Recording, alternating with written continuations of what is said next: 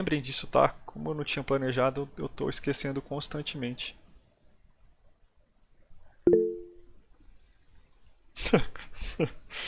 Sim, Matheus. Bom, a gente vê no começo da aula que a relação entre três sinais, um sinal de referência RDS, que por exemplo pode ser comandado por um operador ou piloto da aeronave, o sinal de perturbação DDS, que é controlado pela natureza, não sei como representar a natureza, e o sinal de saída Y de S, eles são relacionados por meio dessas funções de transferência aqui. Então, entre a referência R e a saída Y, nessa estrutura de controle de malha aberta, na qual a gente tem um controlador CDS que nós ajustamos, pode ser, por exemplo, o controle proporcional, e tem a função de transferência da planta, o sinal de referência... Opa, o que está acontecendo? Aqui. O sinal de referência aparece fazendo o efeito na saída por meio de G de S, que é o sistema, que é a planta, e C de S, que é o controlador. Já o sinal de perturbação D, ele aparece fazendo o efeito na saída por meio da função de transferência da planta, G de S. Então o que a gente consegue ver é que nós até conseguimos manipular a referência usando uma lei de controle C de S. Agora, o efeito da perturbação, ele aparece diretamente na saída da planta, ele só sofre o efeito da própria função de transferência G de S. Então, nem em uma estrutura malha aberta não tem como você compensar o efeito de perturbações externas. Além disso, se sua planta ficar mudando constantemente, então se agora o seu G não é mais aquela função de transferência que você considerou na hora de projetar o C de S, quer dizer que a relação G vezes C que você espera na teoria não vai acontecer na prática. Isso implica em uma recalibração frequente. Isso quer dizer que quando sua planta for mudando, por exemplo, quando os coeficientes de atrito dos seus mancais forem sendo alterados, você vai ter que ficar recalibrando o controlador. Isso é uma desvantagem do controle em malha aberta. E por último, se a planta tiver um polo instável aqui, ó, por exemplo, S-A, que está associado em um polo no semiplano direito, na posição A com parte real positiva, esse polo também vai aparecer nas relações entre R e D para Y. Ou seja, seu sistema vai continuar sendo instável. Em outras palavras, o sistema de controle em malha aberta é inviável para sistemas instáveis. E aí, na aula teórica, a gente discute isso por meio de simulações. Bom, professor, se o sistema em malha aberta tem tantas desvantagens, então ele não é utilizado. Pelo contrário, existem muitas aplicações de controle em malha aberta. Por quê? Porque o controle em malha aberta é de simples construção e manutenção, porque você não tem que realimentar o processo, você não tem que filtrar o dado do sensor, você não tem que projetar o controlador CDS, então é mais simples e mais barato construir e implementar e manter um sistema de controle em malha aberta. Além disso, tem certos sistemas que você não consegue medir a saída da planta. Por exemplo, em um determinado forno em que a temperatura interna é altíssima. Nesse tipo de sistema, o controle em malha aberta é o único possível, isto é, ele é o único conveniente a ser aplicado. Já no controle em malha fechada, nós temos a tal da realimentação. E nós vamos considerar nesse sistema três sinais externos. Um é a referência, que a gente já considera no malha aberta. O outro é a perturbação, que existe em qualquer processo real. Pode ser um vento, pode ser um descasamento na fonte de tensão, pode ser uma alteração no motor do seu veículo. E o outro é o ruído de medida, que é inerente à utilização de realimentação. Então, se você realimenta o sinal do sensor, você tem inerentemente ali um certo ruído de medida. Bom, no controle em malha fechada, a relação da referência, da perturbação e do ruído para a saída Y é dada por essa expressão aqui, que está aqui também. Então nós temos que o sinal da referência, da perturbação e do ruído, eles fazem efeito da saída por meio dessas funções de transferência que vocês estão vendo. GC sobre 1 mais GC, G sobre 1 mais GC e menos GC sobre 1 mais GC. E a primeira característica e a mais importante que nós conseguimos enxergar dessa função de transferência é a estabilização. Estabilização tem a ver com alteração dos polos do sistema. Então vamos escrever aqui, ó, alteração dos polos do sistema. Ou seja, quando nós estamos em malha fechada, nós conseguimos alterar o polinômio do denominador. Consequentemente, nós conseguimos alterar as raízes desse polinômio.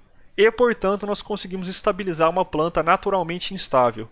Isso só é possível em malha fechada. Então, é a primeira vantagem exclusiva do controle em malha fechada. Além disso, como nós podemos verificar aqui nessa expressão, agora o sinal de perturbação D ele é dividido por 1 mais G de S. 1 mais G de S vezes C de S. Quer dizer que nós conseguimos filtrar o efeito da perturbação na saída escolhendo um controlador C adequado. Por exemplo, imagine que o seu controlador C tem uma magnitude elevada, é um número grande. Para um certo sinal de perturbação D, esse sinal vai ser dividido por esse polinômio de magnitude elevada. Ou seja, nós vamos conseguir reduzir os efeitos de perturbações. Da mesma forma, se nós fizermos agora o controlador C com magnitude pequena, nós conseguimos reduzir os efeitos do ruído de medida na saída da planta. Percebam que são objetivos conflitantes. Tudo bem? E a terceira vantagem? Bom, até comentei isso na videoaula, eu tinha um professor que falava que 70%, eu não sei de onde ele tirou o número, acho que era brincadeira, mas 70% dos doutores em controle não sabem as 3 vantagens da realimentação. Ele falava isso frequentemente pra gente. As vantagens exclusivas da realimentação. Então a gente sempre tem realimentação, redução do efeito de perturbação e ruído, e a terceira a gente sempre esquece. Isso ocorre porque a terceira é um pouquinho mais complicada de se analisar, porque nós temos que considerar que a função de transferência da planta ela tem uma certa variação ΔG. Isso é se o sistema está mudando um pouquinho, pode ser uma mudança de massa, de temperatura do ambiente, de atrito de algum parâmetro importante do seu sistema, algum parâmetro de inércia. Então agora a função de transferência que você considera, a nominal, você usa ela para projetar o controlador, mas na realidade existe um descasamento ali na prática. Professor, isso é comum? Sim. Todo sistema físico que você for controlar na sua vida, se você tiver essa oportunidade, você tem um modelo nominal que você usa para fazer o projeto, e tipicamente esses modelos são bem simplificados. Acho que eu sempre dou esse exemplo em sala de aula. Eu tenho uma amiga que trabalha em um certo ramo, uma certa empresa, que trabalha com a produção de satélites no Brasil. E aí um dia conversando com ela sobre qual modelo eles utilizam para fazer o controle da rotação do satélite, ela me explicou que o modelo de projeto do controlador era simplesmente um ganho sobre um S ao quadrado, ou seja, um integrador duplo. O modelo de simulação, que representa o comportamento real do satélite, é um modelo maior.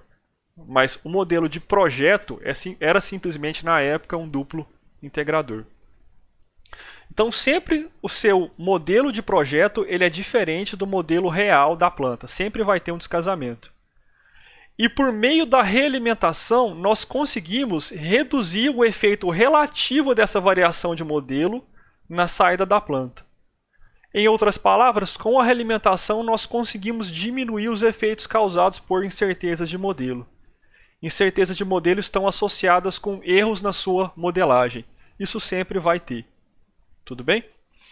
Por exemplo, lá no nosso projetinho, no aeropêndulo, nós estamos imaginando que controlamos a velocidade de rotação do motor. Isso é mentira. O que a gente controla é, em outras palavras, de maneira mais simplificada, é a tensão média aplicada ao motor brushless. Tudo bem? Mas para o projetinho, por simplicidade, nós estamos considerando que controlamos a rotação, mas isso não é verdade. Bom, e isso encerra as vantagens da realimentação, certo?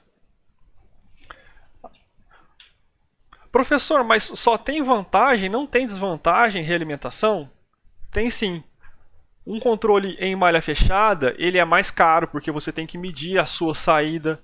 Por exemplo, se você tem várias saídas de interesse, está associado em instalar diferentes sensores na sua planta. E, obviamente, com um maior número de sensores, você tem um maior número de componentes que podem falhar. Então, você tem um maior custo de manutenção. Tudo bem? Além disso, até uns colegas... Então, você tem maior custo e maior complexidade de implementação e de manutenção. Além disso, tipicamente um controle em malha fechada pode estar associado com uma maior carga computacional, porque você tem que ficar calculando ali uma ação de controle. Isso está associado com processadores mais caros, está associado com maior custo de desenvolvimento do projeto. Então, basicamente, as desvantagens da realimentação são complexidade e custo, certo? O custo pode envolver custo de componente, custo de desenvolvimento do sistema em si, custo de tempo que você leva para desenvolver um controle em malha fechada. Tudo bem?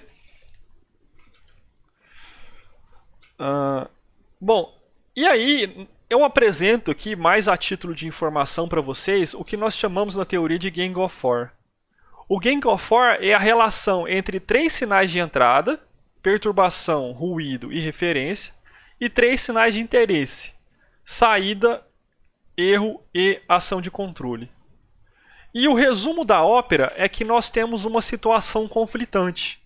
Nós queremos um ganho elevado de controle para ter uma boa rejeição de perturbações e um bom rastreamento de referência, e além disso, conseguir ser insensível a variações na planta, isso é, a descasamentos entre o modelo de projeto e o modelo real.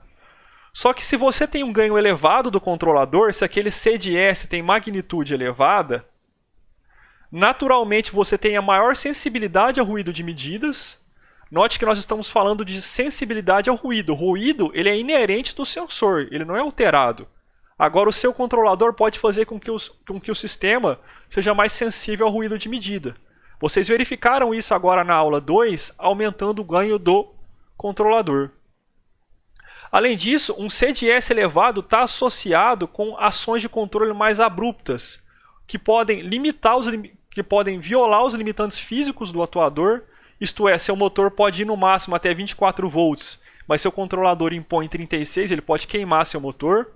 Para o pessoal da aeronáutica, sua superfície de comando pode ir até uns 15 graus e o controlador impõe 45, uma coisa fisicamente inviável. Ou pode ser que seja um controlador que tenha um gasto de energia muito grande, porque ele fica mudando muito a superfície de comando da sua aeronave.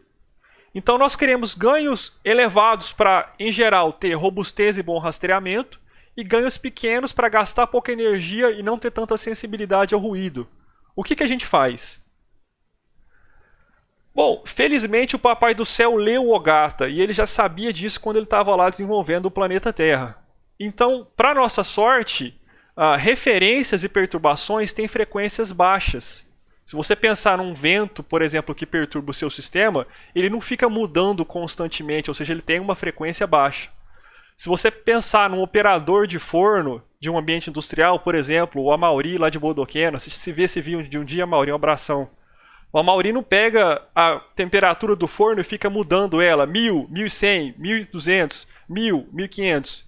Ele vai alterar a velocidade de referência para o controlador de temperatura do forno devagar. Isto é, a referência tem uma frequência.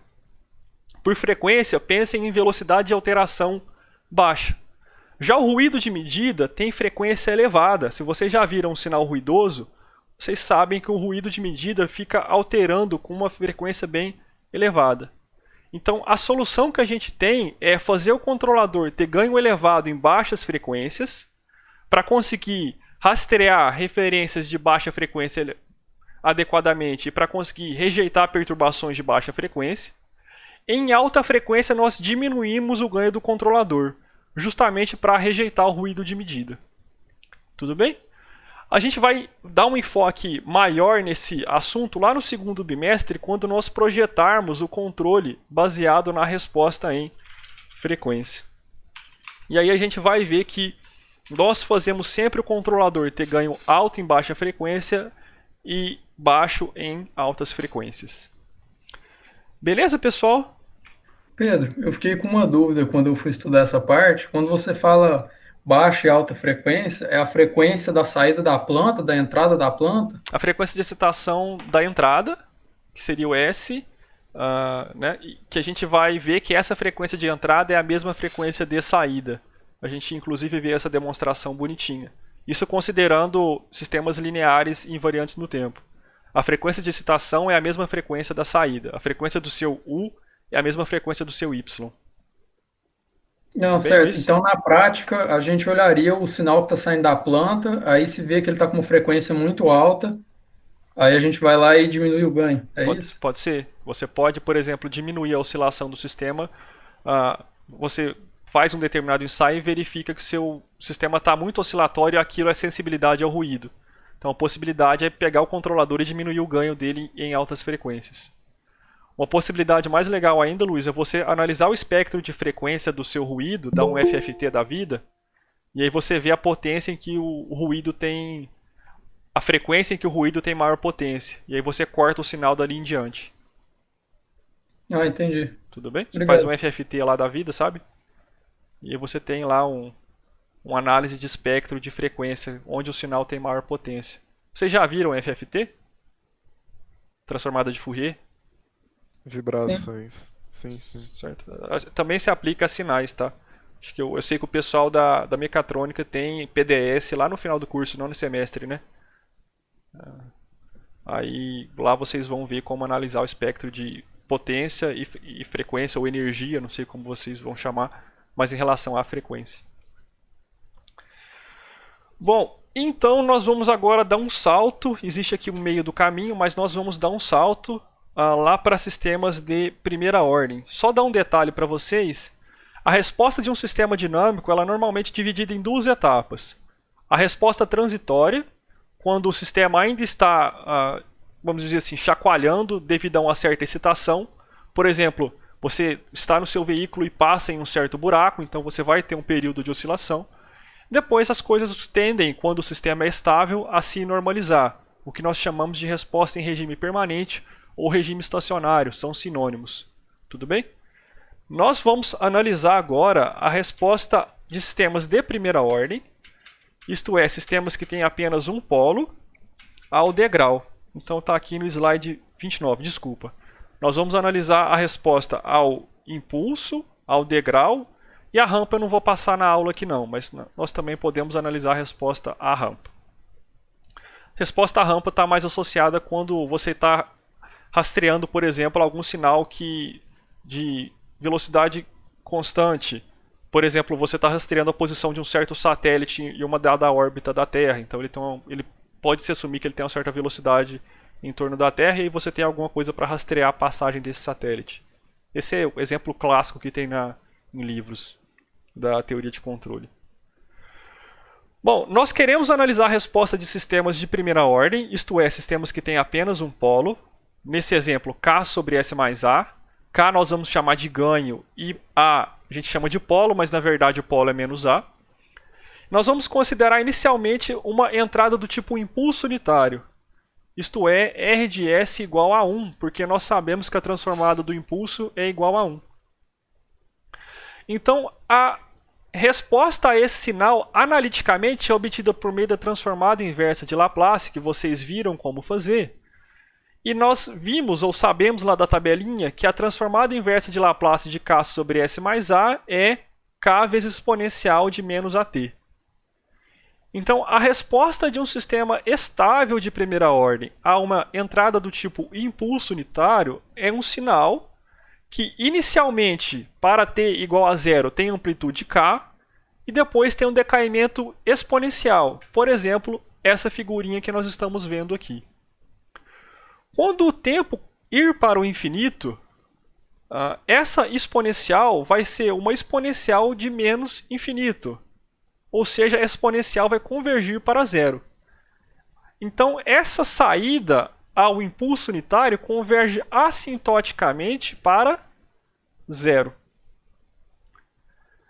Para caracterizar melhor essa resposta, nós costumamos definir uma certa constante de tempo que nós chamamos de tal, que nos dá certas informações sobre o decaimento do sistema. Então, por exemplo, imagina aqui para tempo igual a 1. Para tempo igual a 1 sobre A, perdão, a resposta da planta, então vai ficar y de 1 sobre A. Estou digitando com o mouse, mas minha letra é naturalmente um pouquinho feia. No tempo igual a 1 sobre A, nós teremos k vezes exponencial de menos A vezes 1 sobre A, ou seja, exponencial de menos 1. Se vocês calcularem a exponencial de menos 1, verificarão que o valor é aproximadamente 0,37. Ou seja, em uma constante de tempo, há uma queda do valor inicial de 63%. Se vocês agora considerarem o tempo t igual a 2 sobre A, ou seja, duas constantes de tempo, verificarão que a exponencial de menos 2 dá 0,14. Ou seja, em duas constantes de tempo, há uma queda de 86% para um sistema de primeira ordem. E, finalmente, para 4 constantes de tempo, há uma queda de 98% em relação ao valor inicial. A partir desse instante de 4 constantes de tempo, nós vamos considerar no nosso curso de controle de sistemas lineares que o sistema está em regime permanente. Tudo bem, pessoal? Bom, se agora aí a gente faz um exemplinho e nós vamos para a resposta de sistemas de primeira ordem a um degrau de amplitude A, tá? Prestem bastante atenção nisso, que lá na aula prática a amplitude A vai ser igual a 80, certo? Se nós considerarmos agora o degrau de amplitude A e dividirmos os termos por meio de expansão em frações parciais, que vocês aprenderam a fazer sozinhos, e então aplicarmos a transformada inversa de Laplace, pessoal, estou passando por cima porque a gente conversa sobre isso na videoaula, eu não quero ser tão repetitivo. Nós vamos verificar que a resposta da planta decai exponencialmente, mas agora ela converge para um valor constante. Isso é muito natural porque na resposta ao degrau, o sinal de excitação ele não cessa. Então, se vocês pensarem na resposta ao degrau, o degrau não tem nada para tempo menor do que zero, e depois para tempo maior do que zero ele tem uma amplitude A. Então, como a sua energia do sistema não cessa, é natural que a resposta convirja para algum lugar. A resposta analítica é dada por K vezes Azão, que é a amplitude da planta, sobre Azinho, que é o valor do polo, vezes 1 menos exponencial de menos A vezes T. Quando o tempo passar, quando o tempo for para infinito, essa exponencial, considerando que o sistema também é estável, vai convergir para zero. E o que vai sobrar aqui é K vezes Azão sobre Azinho. Ou seja, a resposta vai ter uma subida exponencial, e percebam que essa subida também respeita a constante de tempo, ou seja, em uma constante de tempo, 1 sobre A, o sistema vai subir 63% do valor final, em duas constantes de tempo, 86%, 87%, e finalmente em 4 constantes de tempo, o sistema vai subir 98% do valor final. A partir daqui nós consideramos que um sistema de primeira ordem está em regime estacionário. Professor, mas será que algum sistema real tem resposta parecida com sistemas de primeira ordem? Sim, muitos. Na aula, por exemplo, eu mostro para vocês que a velocidade do motor é bem parecida com um sistema de primeira ordem. Certo? Até uma resposta parecida com um sistema... Parece coisa de livro. Além disso, se vocês considerarem uma extensão com um atraso, existem muitos sistemas físicos, sobretudo sistemas térmicos, que se permitem explicar com dinâmicas de primeira ordem associadas a atraso. Atraso a gente vai estudar lá na parte de resposta em frequência, mas achei interessante comentar agora. Bom, então nós usamos essa informação sobre a resposta de sistemas de primeira ordem ao degrau para, por exemplo, avaliar o comportamento da saída, que é o exemplo 2, e também para identificar o comportamento desses sistemas, identificar a função de transferência desses sistemas físicos. Então, nós, por exemplo, fizemos lá na aula juntos o exemplo 3, que é a partir dessa resposta ao degrau de um motor DC, nós identificamos uma função de transferência de primeira ordem, G igual a K sobre S mais A. Professor, mas como é que eu posso saber que esse sistema tem uma resposta de primeira ordem? Basta você inspecionar o comportamento da planta. Então, para o degrau de 2 volts, o sinal de saída convergiu exponencialmente para o valor de 1000 RPM. Ou seja, essa planta se permite explicar por meio de uma função de transferência de primeira ordem. Aí teve o exemplo 4, que foi o projeto de um controlador, e finalmente teve o exemplo 5, que consistia em identificar a função de transferência para um sistema com essa resposta ao degrau. Certo? E nesse exemplo a gente tinha só uma dificuldade. Alguém tentou fazer? Alguém deu tempo?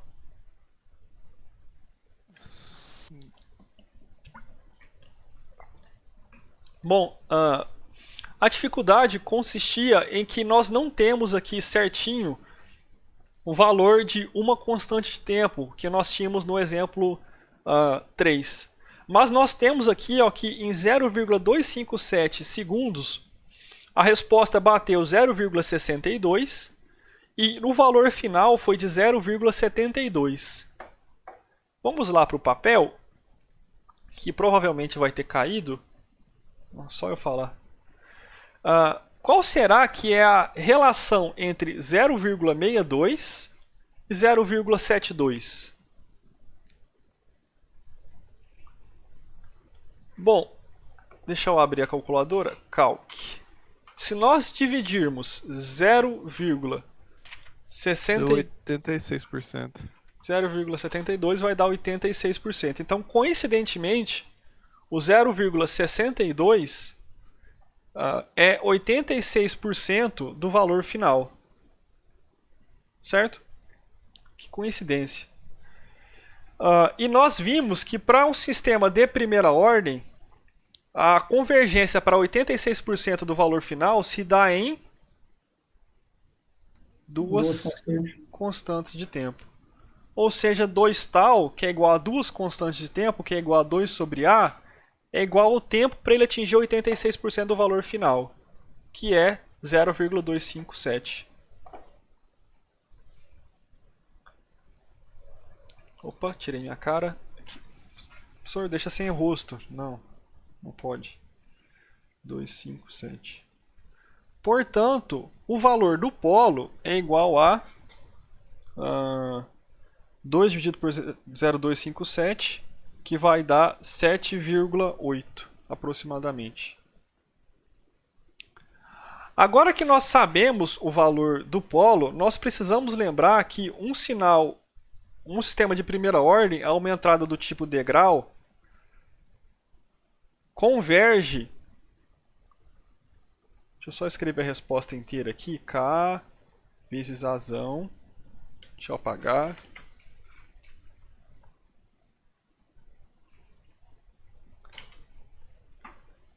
K vezes Azão sobre Azinho exponencial de menos AT. Então, quando o tempo tender ao infinito, o valor de y de t vai ser igual a exponencial converge para zero, K vezes Azão sobre Azinho. Bom, o Azão foi dado, porque o degrau aplicado é unitário, então Azão é igual a 1. O A nós acabamos de achar, que é 7,8. E o valor de convergência nós podemos retirar lá da curva exponencial, que foi 0,72. Então, K sobre 7,8 é igual a 0,72. Portanto, o K é igual a 5,6. E nós identificamos a função de transferência, G de S. Vamos escrever lá na outra página. G de S igual ao valor do K, 5,6, sobre o valor S mais o valor do polo, 7,8. Então, essa função de transferência explica o comportamento entre a variável manipulada U de S e a variável de saída Y de S. Lá no laboratório, por exemplo, vocês vão fazer uma análise dessa para a relação entre tensão, aqui vai ser, na verdade, Dutch Cycle, né, que é proporcional à tensão média, e a velocidade de rotação em radianos por segundo, que nós chamamos de ômega. Tranquilo, pessoal?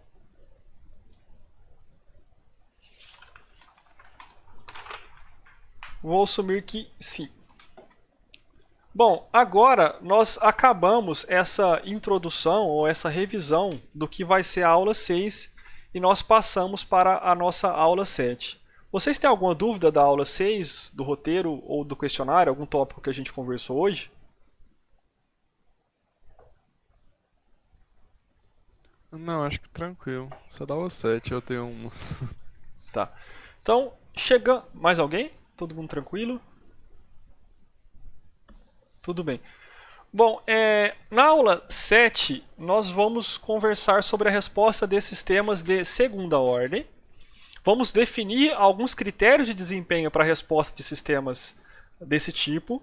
E também vamos conversar sobre a resposta de sistemas de ordem superior. Ou seja, o que a gente pode fazer quando o sistema tem, por exemplo, 3 polos, 4 polos, 2 polos e um zero.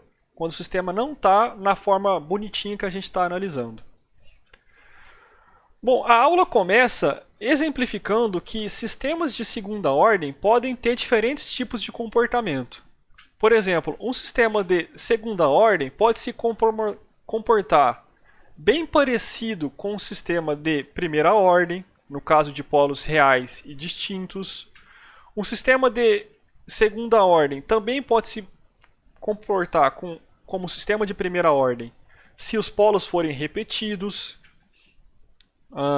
Se a parte real dos polos for nula, isto é, se a exponencial no domínio do tempo tiver potência nula, um sistema de segunda ordem pode ter um comportamento oscilatório. Isso é usado em alguns geradores de função.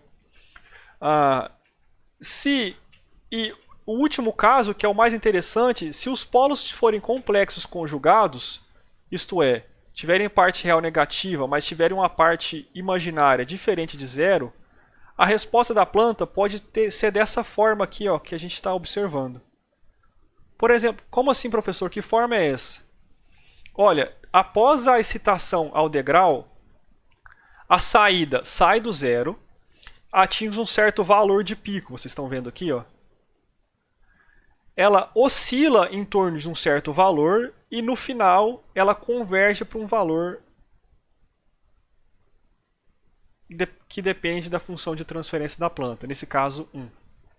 Então, existe aqui, ó, o que nós chamamos de máximo sobresinal, existe um período de oscilação e depois existe uma convergência para um certo valor. Você quer falar alguma coisa, Eduardo? Seria igual ao caso da lombadinha da aula 4, no caso do x de t e do y de t? Exatamente. Na aula, na videoaula, quando você tiver a oportunidade de ver, eu mostro a resposta do aeropêndulo. Eu dou um degrau lá e mostro que ele é um sistema de segunda ordem bonitinho. Tudo bem? Sim, bacana. Então, talvez valha a pena comentar aqui, pessoal, sistemas físicos reais, sobretudo para o projeto de sistemas de controle, são sistemas de primeira ordem, segunda ordem, terceira ordem já é mais raro aparecer, combinação desses fatores, quando muito a gente considera um atraso, quando o atraso é considerável. Professor, mas você está falando do atraso, como assim atraso? Imagina que você controla a temperatura de um tanque, a temperatura de líquido em um tanque por meio da injeção de água quente, certo? Então você tem um recipiente de água fria e um recipiente de água quente e esses dois recipientes caem em um misturador. Entre você abrir a válvula que controla o fluxo de água quente e essa água quente de fato chegar no reservatório de mistura, existe um tempo, ou seja, existe um atraso. Então sistemas físicos para o projeto de controle são sistemas de primeira ordem, segunda ordem. Quando necessário, a gente coloca um polo ou um zero adicional ou atraso. E normalmente não passa disso. Notem que eu estou falando em características normais. Existem sistemas mais complicados que a gente tem que elevar um pouquinho a ordem do sistema. Mas, em geral, nós conseguimos explicar muito bem o comportamento de sistemas dinâmicos com primeira, segunda ordem e algumas variações em torno disso. Bom, nós vamos considerar sistemas de segunda ordem no que nós chamamos de forma padrão. Então, um sistema de segunda ordem é um sistema que está associado a uma derivada segunda no domínio do tempo. E, portanto, aqui no domínio da variável s, nós vamos ter um denominador com s ao quadrado. E a forma padrão ela é dada por ωn ao quadrado, sobre s ao quadrado mais 2qc ωns, mais ωn ao quadrado. Professor, mas o que é o ωn e o que é o qc? Nada mais são do que parâmetros do modelo. Então, ωn e qc são parâmetros do modelo. Nós colocamos dessa forma porque isso facilita na estimação de como será o comportamento da saída a partir dos parâmetros da planta. Em especial, a frequência ωn é chamada de frequência natural não amortecida, porque ela está associada com o período de oscilação quando o amortecimento é nulo. E o qc é chamado de fator de amortecimento, porque ele está relacionado com o amortecimento da resposta. Isto é, amortecimento eu estou querendo dizer o quanto que essa resposta vai oscilar aqui após a aplicação do degrau. Tudo bem? Bom, os polos dessa resposta de segunda ordem podem ser obtidos por meio da regrinha de Bhaskara. A gente fez isso lá na videoaula e nós obtemos que os polos para um sistema de segunda ordem na forma padrão são menos que si, mais ou menos ωn, vezes qc ao quadrado menos 1. E o comportamento da planta, acho que eu travei, né, pessoal? Sim? Travou meu rosto? Alguém está me escutando? Travou. Travou só a imagem. É muito bom quando isso acontece, porque aí não tem o que fazer. Eu tenho que iniciar o celular. Deixa eu só tentar aqui. Ó que beleza. Vai dar erro. Ó, só falar. É só reclamar que as coisas funcionam. Impressionante. Então, o segredo para resolver problemas é reclamar bastante. Bom, pessoal. Brincadeira. Bom, aplicando... eu estava falando que a resposta da planta está diretamente associada com o valor de qc. Nós vamos considerar, de agora em diante, que o ωn é maior do que zero. Tudo bem? Está associado com a frequência, então vamos considerar valores positivos. Bom, se o qc for menor do que zero, a parte real do polo vai ser positiva. Portanto, o sistema instável não é um caso de interesse. A gente não está interessado em sistemas instáveis. Se o qc for igual a zero, então as raízes são mais ou menos jωn. E a frequência de oscilação é justamente ωn, por isso frequência de oscilação não amortecida. Note que a resposta é oscilatória porque os polos estão em cima do eixo imaginário. Se o qc estiver entre 0 e 1, os polos são menos ωn, menos qc ωn, mais ou menos jωn vezes raiz de menos qc ao quadrado. Isto é, os polos têm parte real negativa, isto é, o sistema é estável, ele vai convergir em um dado momento. Só que os polos têm parte imaginária diferente de zero. Então, essas partes imaginárias diferentes de zero estão associadas com arcos trigonométricos, o que implicam em uma resposta oscilatória aqui no domínio do tempo. Ou seja, a partir da resposta ao degrau, a partir da aplicação do degrau, vai haver um período de oscilação, como lá no exemplo do amortecedor ou no aeropêndulo, e depois o sistema vai convergir. Em particular, para esse caso, a solução analítica, tem aqui o procedimento de obtenção, ela é dada por, vou ler ela uma vez para vocês, 1 menos exponencial de menos qc ωnt sobre raiz de 1 menos qc ao quadrado, vezes seno de ômega dt, mais tangente a menos 1, ou arco tangente de raiz de 1 menos qc ao quadrado sobre qc. Pela leitura, a gente já consegue perceber que não dá muito para caracterizar a resposta ao degrau a partir da função analítica. Eu não sei muito bem o que está acontecendo com o sistema a partir dessa resposta analítica. Vocês concordam comigo? por exemplo, eu não consigo ver, olhando aqui, qual que é o valor do máximo sobrecinal, ou qual que é o tempo que ele atinge o valor de regime pela primeira vez, ou qual que é o tempo que ele fica confinado em uma certa faixa aqui. Então, olhando para a resposta analítica, a gente tem poucas informações sobre o comportamento no domínio do tempo do sistema. Para caracterizar essa resposta, nós costumamos, ou a literatura define normalmente, quatro requisitos de desempenho para a resposta desses sistemas de segunda ordem, no caso subamortecido ao degrau.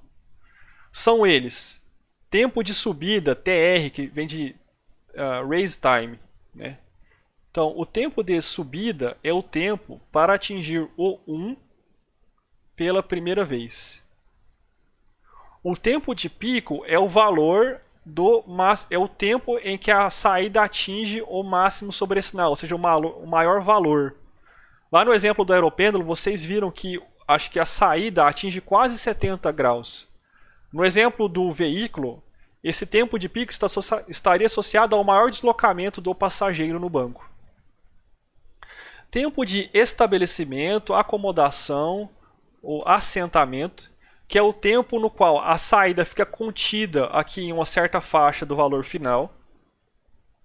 No nosso curso nós vamos trabalhar com uma faixa de 2%. Em alguns livros da literatura, se eu não me engano o Ogata, você vai ver ali uma faixa de 4%. E o máximo sobrecinal, que é a porcentagem relativa de ultrapassagem em relação ao valor final. Então, por exemplo, se você tem um sobrecinal de 40% e seu valor final é 1, então quer dizer que o pico vai ser 1,4. Tudo bem? Nessa figurinha aqui da tela, nós temos um sobrecinal, sei lá, de 35%. Bom, é possível relacionar esses requisitos de desempenho com os parâmetros da forma padrão, Qi e ωn. Então, nós vamos conseguir calcular essas características da resposta no domínio do tempo a partir dos parâmetros da função de transferência na forma padrão no domínio da variável S. Tudo bem? Então agora talvez fique mais claro para vocês porque nós definimos o Qi e ωn. Porque nós vamos conseguir, de novo, caracterizar a resposta temporal com os parâmetros da função de transferência no domínio da variável S, que eu normalmente chamo de domínio da frequência, mas a rigor não é o domínio da frequência. Acho que a formalidade, para quem é mais purista, é o domínio da variável complexa S, ou variável de Laplace. Bom, não vou passar aqui a demonstração, já entendi vocês o bastante lá na videoaula, lendo a demonstração para vocês. Para quem quiser saber a demonstração, tá aqui os passos principais. Na literatura, por exemplo, no livro do Ogata, na apostila do professor Edivaldo, tem passo a passo. Se vocês não entenderem o passo a passo, podem vir falar comigo. Mas é mais útil, na minha modo de ver a teoria de controle, que vocês saibam o resumo, principalmente num curso fundamental de controle linear. O resumo é a relação entre os requisitos da resposta temporal com os parâmetros Qi e ωn. Então olha lá, você pode calcular, por exemplo, o tempo que a saída atinge o pico por meio de π sobre ωn vezes raiz de 1 menos Qi ao quadrado. Alguns livros definem uma variável auxiliar e chamam ωn ao quadrado vezes ωn vezes raiz de 1 menos Qi ao quadrado de ωd. ωd. Pessoal, eu normalmente essas demonstrações mais algébricas, que não tem muita interpretação de engenharia, eu normalmente salto, tá? Eu era muito incomodado no tempo de graduação quando a gente tinha uma certa teoria e o professor passava horas demonstrando ela para mim e no final não sabia usar. Eu sei que existem alguns alunos que precisam entender direitinho da onde vem a equação. E para vocês eu peço desculpa, se vocês quiserem a gente pode discutir a demonstração em um momento oportuno, em uma videoconferência. Eu acho mais importante a gente saber as relações entre os requisitos no domínio do tempo com Qi e ωn. Eu queria chamar a atenção de vocês para dois fatos. Percebam que o máximo sobrecinal está associado somente ao Qi. Ou seja, o Qi, que nós chamamos de fator de amortecimento, está associado com a máxima ultrapassagem. Então nós podemos ajustar a máximo sobre sinal, o percentagem de overshoot, ajustando o QC. Professor, como é que a gente vai ajustar isso? Por meio da escolha de um controlador adequado. Percebam também que o ωn, que é a nossa frequência natural, está sempre no denominador do tempo. Então, a frequência natural, quanto maior essa frequência, menor vai ser o tempo de resposta da planta. Por exemplo, se o ωn é grande, o tempo de subida é pequeno, o tempo de pico é pequeno, o tempo de estabelecimento é pequeno. Ou seja, seu sistema a gente pode dizer que ele é mais rápido. Tudo bem? É claro que esses parâmetros também são afetados pelo fator de amortecimento QC. Mas dado que o QC nós vamos relacionar com o máximo sobre sinal, nós vamos ajustar os tempos por meio do ajuste de ωn. Fica claro isso, pessoal? Sim, sim. Sim. Tudo bem. Sim. E aí nós vamos... nós temos dois exemplinhos para fazer. Nós fizemos juntos o exemplo 5. Nós temos o exemplo 6 e o exemplo 8 para fazermos juntos aqui na aula. Antes de passar Pedro, para... Oi? podia voltar naquele outro slide rapidinho? Sim, claro. Qual? É esse aí mesmo. No caso, essa demonstração ela veio de uma onda em degrau unitário, né? Isso, nós pegamos a resposta analítica ao degrau unitário e procedemos com a derivada quando é o caso, com igualar a 1 quando é o caso e por aí vai. Então, no caso, se eu mando um degrau que não é unitário, por exemplo, quero mandar 12 volts, então o tempo vai ser igual para todo mundo, mas o sobressinal ele vai ser multiplicado pela amplitude, né? Não, não é multiplicado. Se você parar para lembrar, a função, a transformada de Laplace é linear. Então, se você multiplica a amplitude da entrada por A, aparece um A aqui multiplicando todo mundo. Uhum. Tudo bem? E aí esse A não vai afetar o comportamento, esses requisitos de desempenho. Tudo bem? Porque é uma constante. Então, por exemplo, se você tem um degrau de 12 volts e sua máxima ultrapassagem é de 40%, o seu sinal vai bater lá em 12 mais 4,8, 16,8. Tudo bem? Uhum. É porque está em percentual, né? Exatamente, está em percentual. Tá.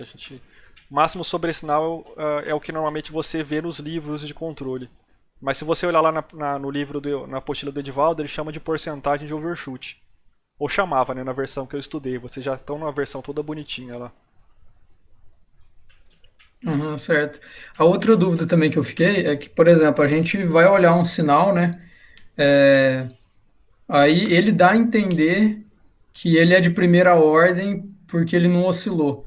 Uhum. Mas e se ele for aqueles de segunda ordem que tem um amortecimento maior que 1, vai dar problema se eu considerar que é de primeira ordem ou não? Olha, assim, se você tiver, por exemplo, um cenário com, sei lá, 2 polos reais, igual esse aqui, e você não conseguir ajustar um sistema de... Se você não conseguir ajustar um sistema de primeira ordem, então pode ser que você tenha uma representatividade baixa. Por exemplo, talvez não dá para representar essa resposta aqui com um sistema de primeira ordem puro, tudo bem? Talvez isso aqui é o melhor que você consegue fazer. Só que, será que na prática esse descasamento aqui vai te atrapalhar tanto no projeto do controle? A resposta mais inteligente seria depende da sua aplicação, depende do seu projeto. Se você verificar que não, eu não estou conseguindo explicar meu comportamento com dinâmica de primeira ordem e nem com a segunda ordem no caso subamortecido, aí você vai ter que partir para considerar os sistemas mais complexos. Por exemplo, a resposta parece de primeira ordem, mas ela é um pouquinho mais amortecida.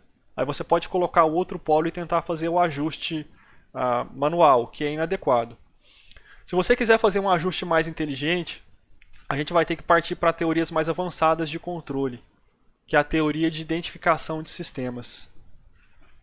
E aí entra em teorias mais complicadas, que seria o método dos mínimos quadrados, que talvez vocês conheçam, identificação a partir do erro da máxima verossimilhança, tudo bem? Mas para o nosso curso, ou vai ser explicado por um sistema de primeira ordem, ou vai ser explicado por um sistema de segunda ordem, no caso subamortecido. Tudo bem, Luiz? Beleza. Então, Obrigado. E aí, assim, se não couber nesses casos e a aproximação por meio do sistema de segunda ordem não te satisfazer, ou seja, não te dá uma resposta que você queira, aí eu acho que você tem que partir para algumas ferramentas um pouquinho mais elaboradas. Para quem está usando o MATLAB, se vocês tiverem um pouquinho se quiserem dar uma pesquisada, o MATLAB tem uma toolbox inteira sobre identificação.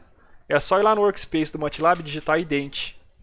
E aí ele vai abrir para você uma toolbox que se dedica somente à identificação de sistemas. Normalmente essas toolboxes são baseadas em dados de entrada e saída e elas te devolvem uma função, um modelo para o sistema físico. Tudo bem? Não, tudo bem. Ela faz tipo uma regressão, ela vai soltar a função que faz a regressão? Sim, o método dos mínimos quadrados, que é o mais conhecido, é uma regressão.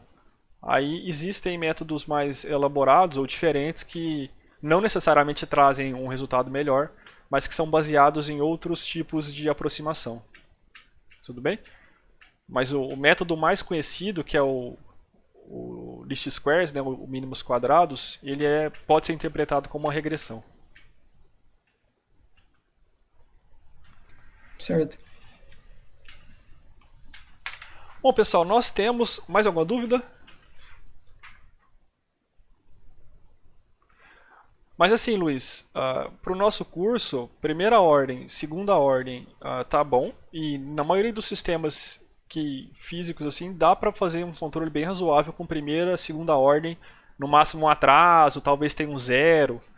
Mas a partir disso, talvez assim, não, eu não estou conseguindo fazer o controle, sei lá, da minha iniciação com primeira ou segunda ordem. Então talvez aí você tenha que considerar uma ferramenta mais elaborada de identificação. Mas no nosso curso, primeira e segunda ordem tá bom. Então, professor, Oi, Eduardo.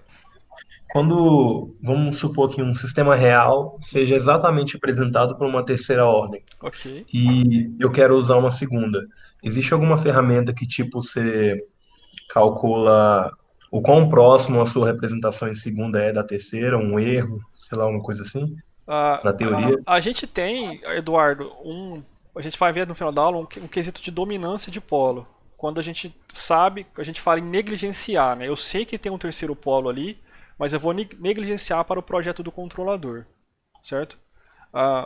Essa questão de o quão descasado o seu modelo normalmente, a gente até pode fazer na teoria de controle, mas aí são conceitos muito, vamos chamar assim, são conceitos de vanguarda, tudo bem?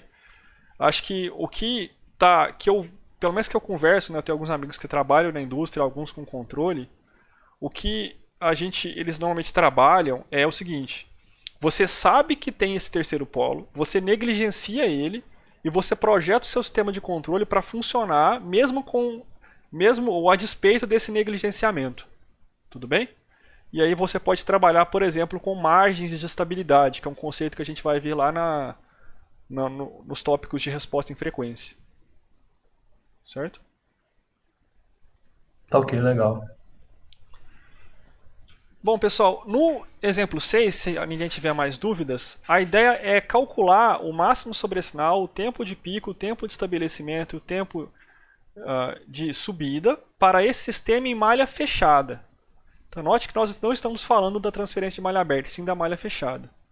Então, a primeira coisa que nós deveremos fazer é aquilo que vocês já devem estar cansados de fazer, que é o cálculo da função de transferência de malha fechada, isto é, do sinal de R de S para Y de S. Tudo bem? Pessoal, eu vou escrever aqui como é que fica a função de transferência de malha fechada em um sistema desse tipo. Simplesmente G de S igual a 1 mais G de S.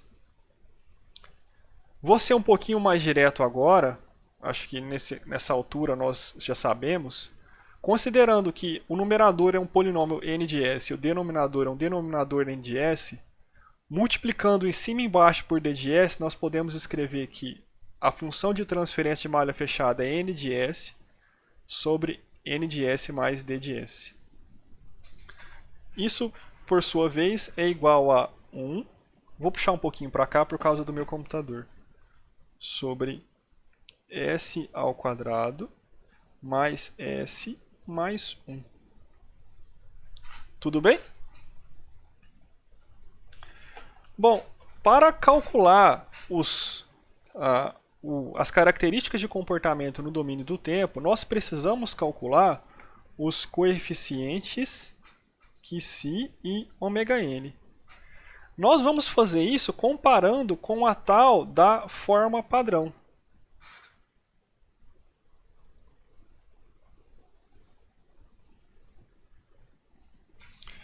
Como é que é a função de transferência de segunda ordem no caso padrão? Ωn ao quadrado segura iPad sobre S ao quadrado mais S mais 1. Então, nós comparando a função de transferência de malha fechada com... Opa, perdão, pessoal, viajei.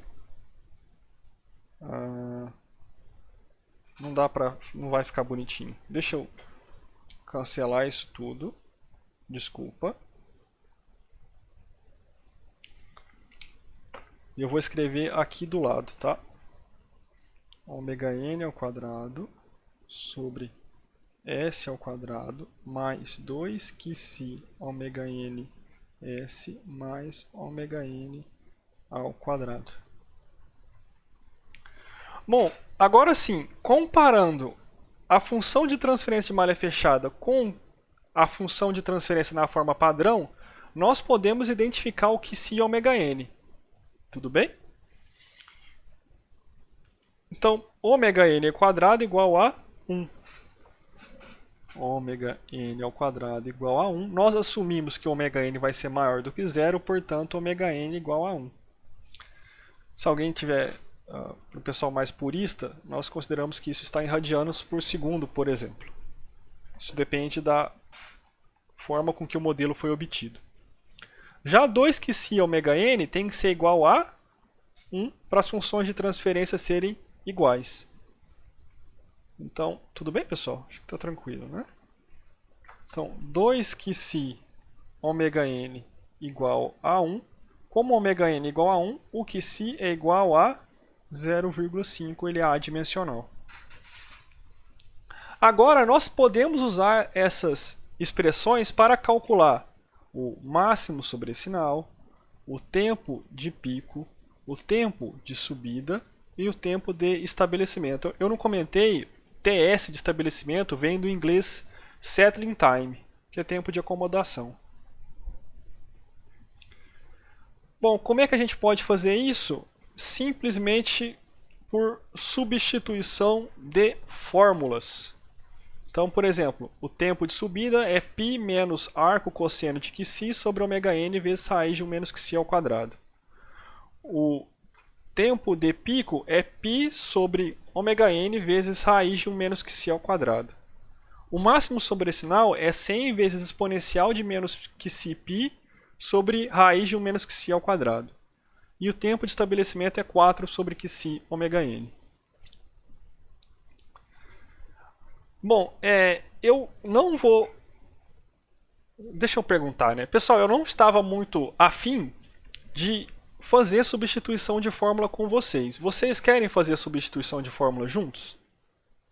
Não precisa não. Obrigado. Então, se alguém quiser, a gente faz, tá, pessoal? Nesse tipo de cenário, uma pessoa já é suficiente para fazer. Assim, se alguém tiver com um pouco mais de dificuldade. Mas basicamente é pegar os valores de Qi ωn e substituir nos parâmetros da resposta. Fazendo essa continha, vamos fazer só para o TS, que é o mais fácil. TS igual a 4 sobre Qi ωn, que é igual a 4 sobre 0,5, que é igual a 8 segundos. Agora nós podemos calcular, por exemplo, o máximo sobre sinal. Basta substituir o Qi aqui na expressão do máximo sobre sinal. Na continha vai dar 16,3%. Nós podemos pegar o ωn e o Qi também calcular o tempo de pico, que vai dar 3,63 segundos. E finalmente do tempo de subida, que vai dar 2,42 segundos. Pessoal, só deixa eu fazer um comentário que essa fórmula para o tempo de estabelecimento é uma fórmula que é a envoltória da resposta. Demora para atingir a região que a gente está considerando de 2% do valor final. Isso quer dizer que o sinal real ele vai ter um tempo de estabelecimento menor ou igual a esse que a gente calculou. Tudo bem? A gente até viu isso em sala de aula, na parte do curso teórico. Alguém tem alguma dúvida nesse exemplo? Tranquilo, né? O próximo exemplo é o exemplo 8, que a gente tinha ficado de fazer juntos. Aqui no exemplo 8, nós queremos calcular o K e o lambda. Agora percebam que nós temos aqui aquela questão da realimentação derivativa, ou seja, o sinal da entrada ele depende da derivada do y. Porque a gente realimenta, além do y, um lambda s vezes y de s. Multiplicar por s equivale a derivar na frequência. Nós queremos ajustar k e lambda para que o máximo sobre esse sinal seja de 20% e o tempo de pico seja de 2,5 segundos. Minha câmera travou de novo, mas pelo menos eu não estou com a cara aí toda distorcida. Deixa eu ver se eu consigo resolver.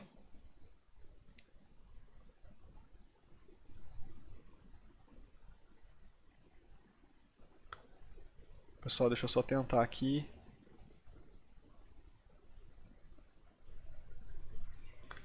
Clica aqui, stop.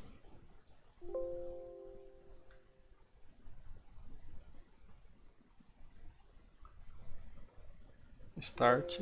Aí, ó, tá vendo? Não sou um mentiroso, tem hora que não funciona. Então, tem problema se a gente seguir sem a câmera? Não, tá de boa. Que bom, porque não tem o que eu fazer. Tô brincando, tô reiniciando o celular. Bom, vamos lá para o papel e fazer o projetinho de K e lambda, certo?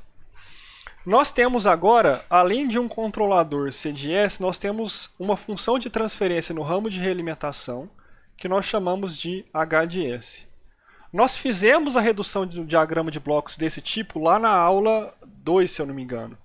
E nós vimos que a função de transferência de malha fechada é dada por C de S vezes G de S sobre 1 mais C de S vezes H de S vezes G de S. Tudo bem? Bom, substituindo os parâmetros das funções de transferência aqui nessa expressão, nós obtemos K sobre SS mais 1 dividido por 1 mais K vezes 1 mais lambda S. Meu celular está ligando. Ou dividido, né, por S mais 1. Multiplicando em cima e embaixo por S mais 1, nós vamos obter K sobre S ao quadrado mais S mais K mais K lambda S.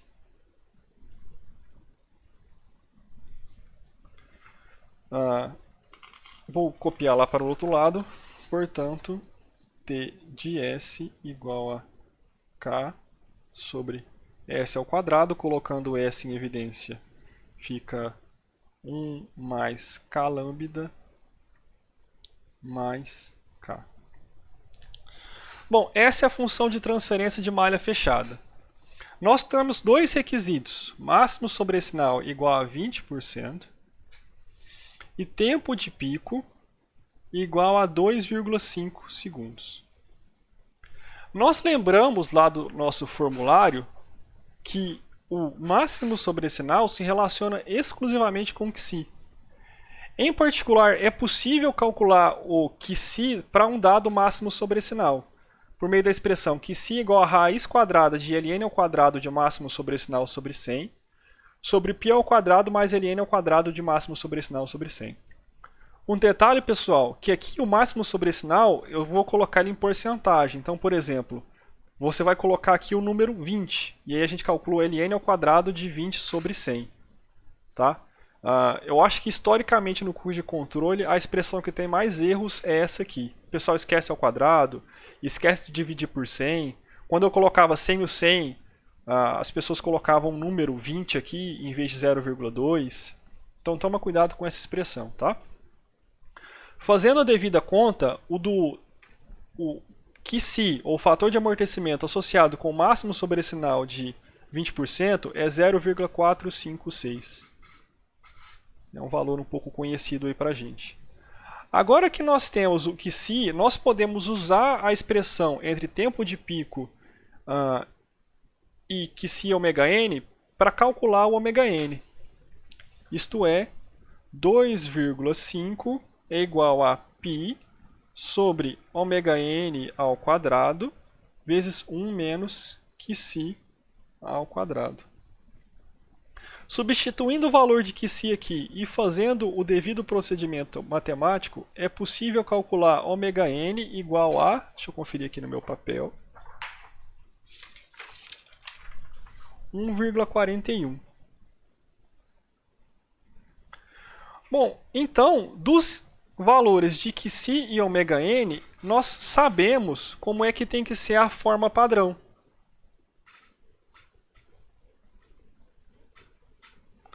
A forma padrão é dada por ômega n ao quadrado sobre s ao quadrado mais 2qc ômega n s mais ômega n ao quadrado.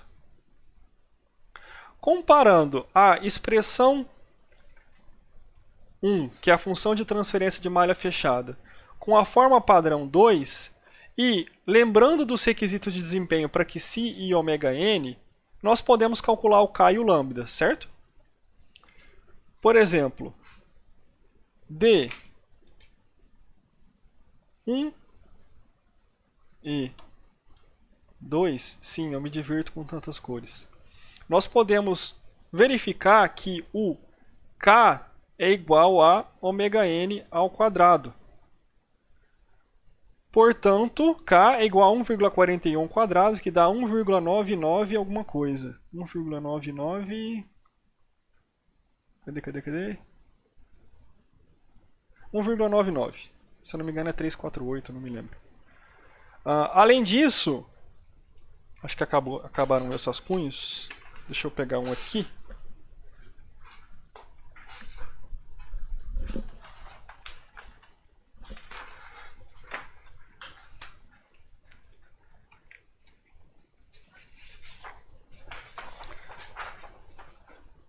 Além disso, comparando, olha lá, ó, 1 mais K lambda tem que ser igual a 2 QC ômega n.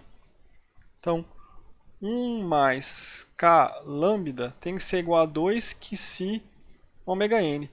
Mas eu sei qual que é o valor de K, 1,99. Em português nós usamos o separador decimal vírgula.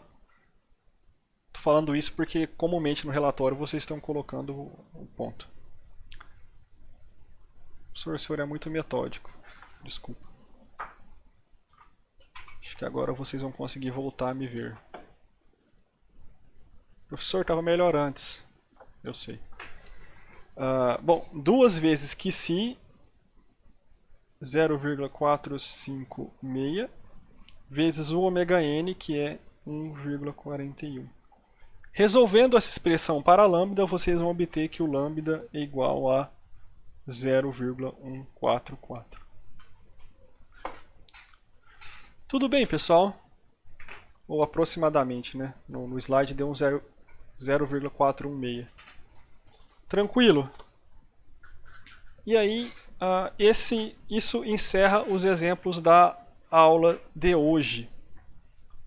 E aí, quem tiver interesse, a simulação está disponível para vocês lá no Simulink, basta fazer a simulaçãozinha, tá? Bom, e agora, no final, agora já caminhando para o final da aula de hoje, eu queria só destacar algumas coisas. A primeira, é possível relacionar os coeficientes QC e ômega n com o local dos polos de malha fechada no plano complexo. Mais especificamente, a distância do polo até a origem é dada por ômega n. E o ângulo que esse polo faz com a parte negativa do eixo real é dada por arco cosseno de Xi. Então, um procedimento de projeto, a gente vai fazer isso lá nas aulas de lugar geométrico das raízes, é dado requisitos para a resposta no domínio do tempo, por exemplo, máximo sobrecinal e tempo de pico, nós calculamos os coeficientes ômega-n e Xi associados. E esses coeficientes vão definir o local dos polos de malha fechada. Tranquilo? Esse procedimento de projeto de alocação dos polos, a gente chama de projeto por alocação de polos. Bom, e aí o final da aula, a gente conversa sobre a resposta de sistemas de ordem superior. Isto é, professor, a gente considerou sistemas de primeira ordem, isto é, sistemas que têm apenas um polo, sistemas de segunda ordem, no caso subamortecido, são sistemas que têm polos complexos conjugados.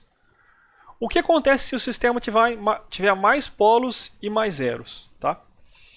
Bom, a gente vai analisar somente a resposta ao degrau, porque é a mais comum. Desculpa. Se o sistema tiver só polos reais e distintos, nós podemos escrevê-lo em termos de expansão em frações parciais, nessa forma que está aqui. Ó. Então, existe um termo que depende da entrada do tipo degrau, e existem termos que dependem da característica da planta. Esses termos que dependem da característica da planta, eles caracterizam o período transitório do sistema. E os valores do numerador, que nós chamamos de resíduo, e os valores dos polos, eles dão a forma à característica, dão forma à resposta transitória. Bom, quanto maior ou mais longe do eixo imaginário tiver esse polo, quanto mais ele for negativo, quanto mais ele estiver longe, mais esse modo, mais esse polo está associado a um exponencial com uma potência muito negativa. Ou seja, é um termo que converge rapidamente para zero. Esse, por exemplo, pode ser um modo que a gente pode desprezar da função de transferência original. Além disso, se eu tiver um polo exatamente no lugar de um zero, eu posso cancelar o numerador e o denominador. É algo que nós chamamos de o efeito do zero mata o efeito do polo. Zero mata polo, zero mata polo, zero mata polo. Toda vez eu faço isso. Desculpa.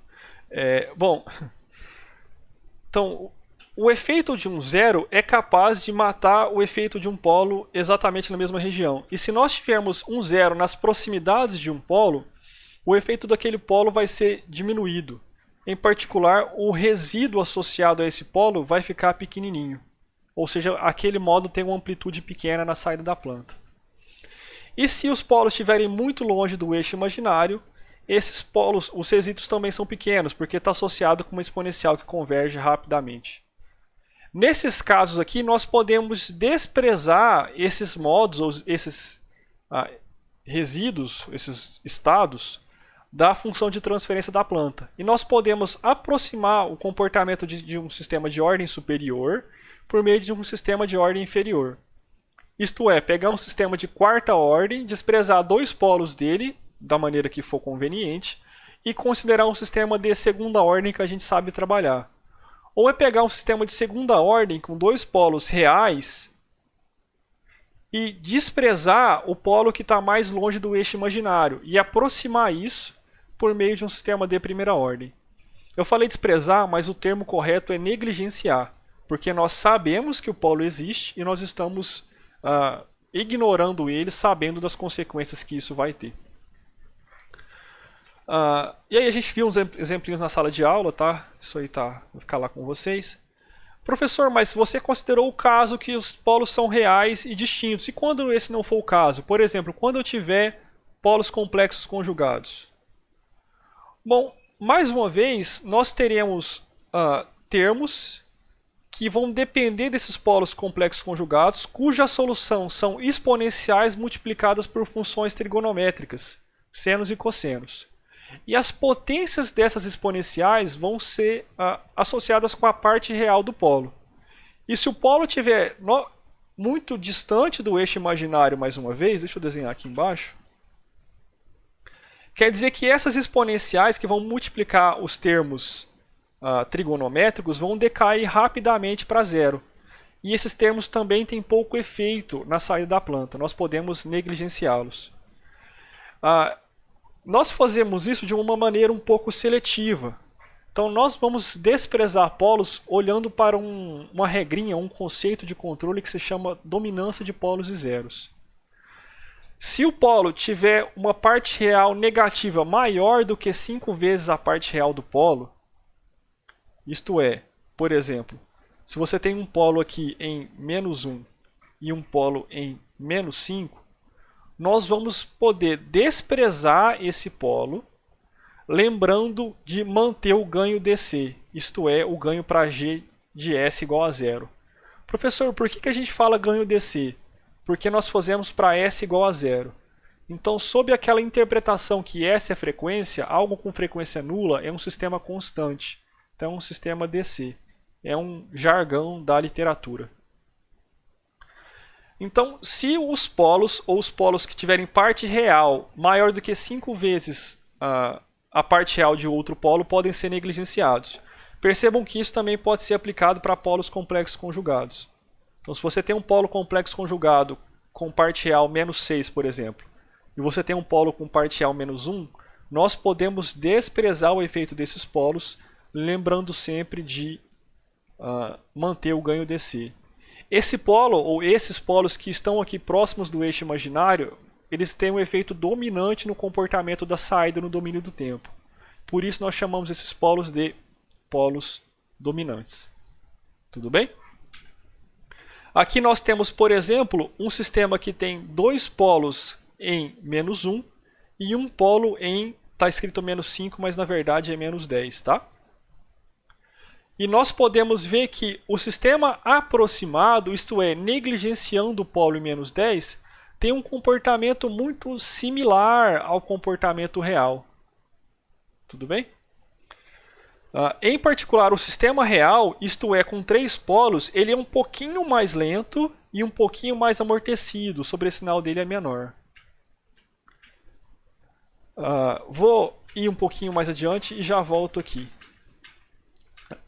Nós também podemos fazer essa questão de negligenciar um termo para zeros muito distantes do eixo imaginário. Então, por exemplo, aqui nós estamos comparando os sistemas com zeros mais distantes do eixo imaginário. Então, olha lá, eu tinha um sistema sem nenhum zero, um sistema com zero em -10 e um sistema com zero em -3. Percebam que quando o zero está muito distante em -10, nós podemos negligenciá-lo e as respostas, de certa forma, até se assemelham. Estão vendo aqui? Mas a presença do polo do zero adicional na planta deixa a resposta mais rápida e menos amortecida. Percebam a diferença entre o sistema de segunda ordem na forma padrão, que aqui está descrito pela linha azul, e o sistema com zero adicional em -10. Vocês conseguem enxergar que a resposta para o sistema com zero adicional ela é mais rápida, ou seja, o tempo de subida, por exemplo, dela é menor, e ela é menos amortecida, ela tem um sobressinal maior. Além disso, quando o zero está mais próximo ainda do valor dos polos, por exemplo, o zero está em -3, o sistema é mais rápido ainda e também menos amortecido. Então, isto resume o efeito de zeros e polos adicionais. Se você tiver uma planta com 2 polos complexos conjugados e um terceiro polo, a tendência da resposta é ser mais lenta e mais amortecida. Se você tiver um sistema com 2 polos complexos conjugados e existe ali um zero perto desses polos, então se você tem, por exemplo, esse cenário aqui, a tendência da resposta de segunda ordem é ser mais rápida e menos amortecida. Então você espera um sobressinal, por exemplo, de 20% e o seu sobressinal vai ser 30%, por exemplo. Você espera um tempo de subida de 1 segundo e ele vai ser, por exemplo, de 500 milissegundos. Tudo bem? E isso é o que nós trabalhamos para sistemas de ordem maior em cursos mais elementares de controle. Em cursos mais avançados, existe também a análise para polos de terceira ordem, para sistemas de terceira ordem.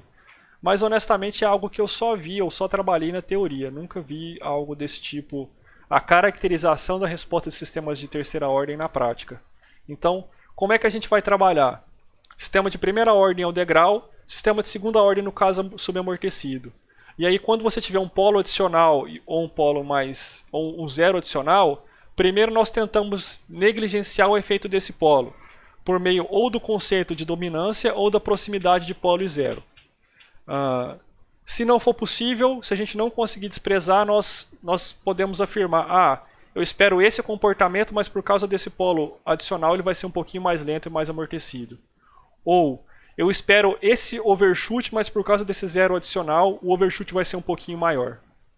Tudo bem? Então, o resumo da história talvez seja essa figura.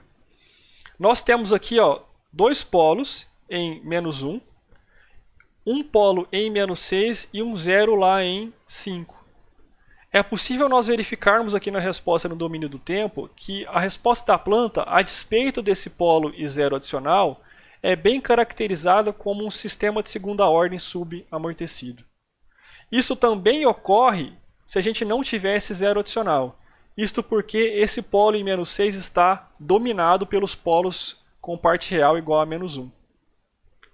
Já nessa outra figurinha aqui, nós temos dois polos adicionais, dois polos em menos 1, mas bem próximos de dois zeros com parte complexa conjugada. Nesse caso, o polo dominante é o polo em menos 6, e a resposta no domínio do tempo se assemelha a uma resposta de primeira ordem.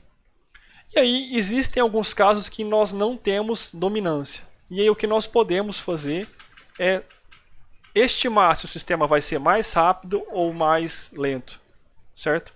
Devido à presença de polo e zero adicional. Bom, pessoal, é isso que nós vamos conversar sobre sistemas de ordem superior. E isso também é o que vocês vão encontrar na literatura fundamental de controle. Quem tá acompanhando o curso pelo Franklin, pelo Ogata ou pela apostila do professor Edivaldo. Alguma dúvida? O professor, eu não sei se o senhor já falou, mas o que acontece quando a gente tem um zero positivo no semiplano positivo do gráfico?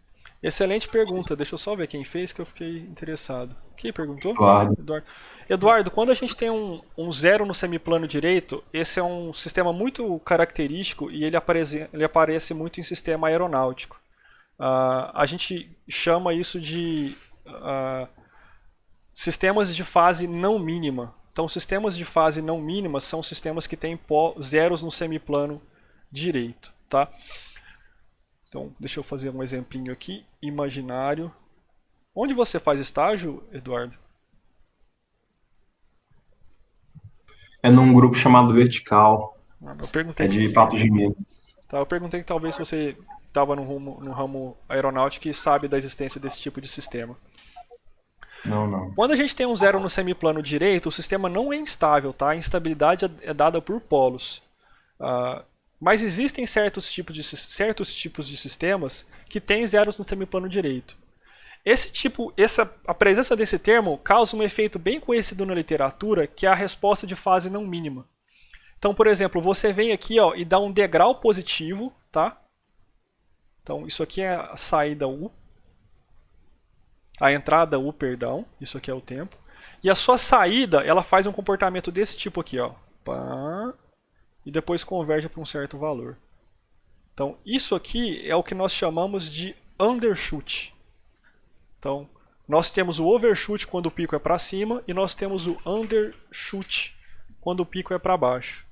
Um sistema que apresenta esse comportamento é o chamado de sistema de fase não mínima.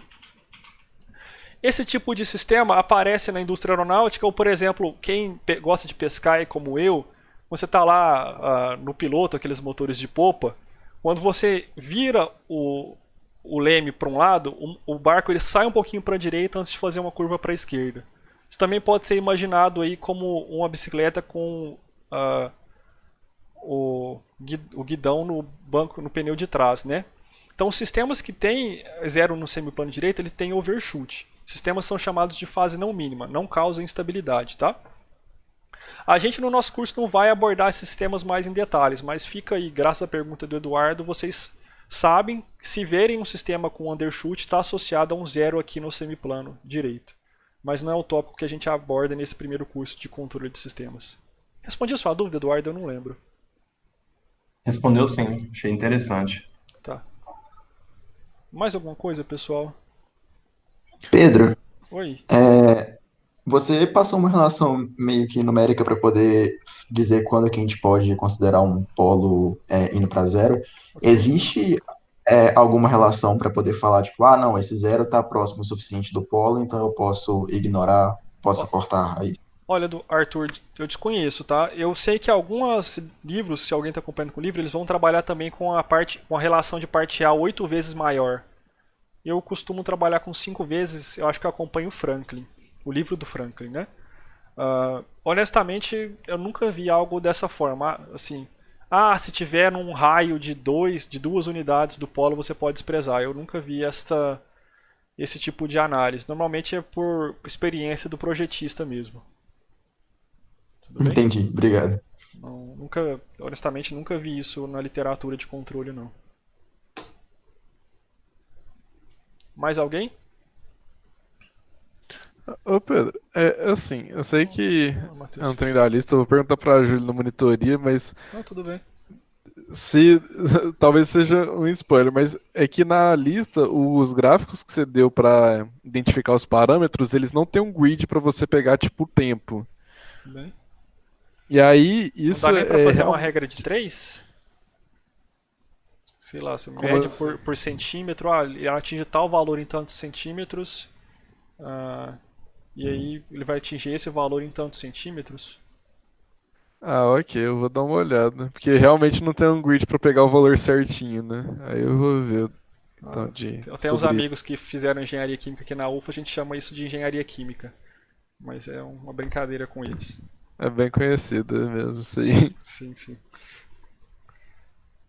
Mais alguma coisa, pessoal?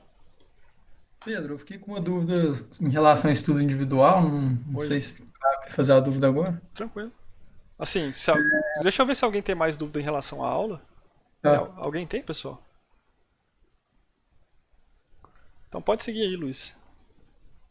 Eu estava analisando lá, aí você tinha falado que quando tem polos,